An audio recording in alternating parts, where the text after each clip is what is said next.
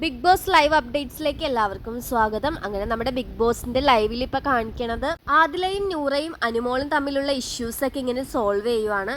അതുപോലെ തന്നെ അവർ തമ്മിലുള്ള കുറ്റങ്ങളും കുറവുകളൊക്കെ ഇങ്ങനെ പരിഹരിക്കുന്നതാണ് നമുക്ക് ഇപ്പൊ ലൈവിൽ കാണാൻ സാധിക്കുന്നത്.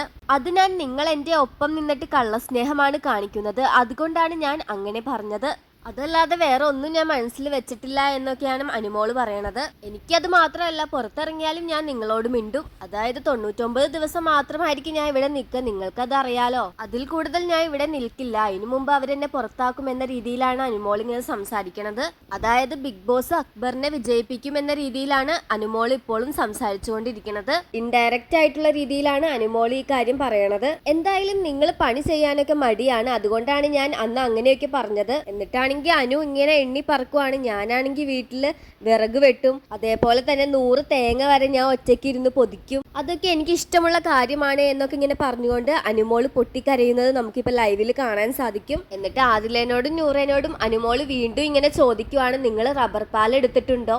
ഞാൻ എൻ്റെ അച്ഛന് വേണ്ടി റബ്ബർ പാൽ എടുത്ത് ഷീറ്റ് അടിച്ച് കടയിൽ കൊണ്ടുപോയി കൊടുത്തിട്ടുണ്ട് എന്നൊക്കെ പറയുന്നു. അതേപോലെ തന്നെ നോക്കുവാണെങ്കിൽ എനിക്ക് അക്ബറിനെ ഒന്നും കണ്ണെടുത്താൽ കണ്ടൂടാ, അവനൊക്കെ എനിക്ക് പണി തരാൻ വേണ്ടി നോക്കുന്നതാണ്.